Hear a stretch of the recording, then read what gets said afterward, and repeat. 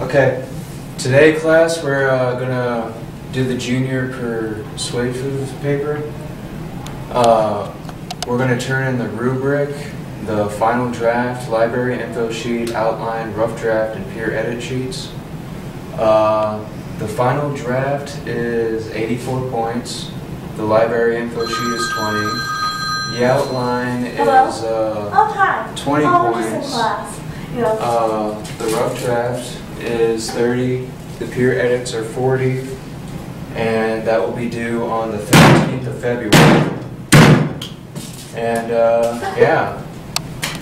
Good luck, everybody, and yeah, I'll see you tomorrow.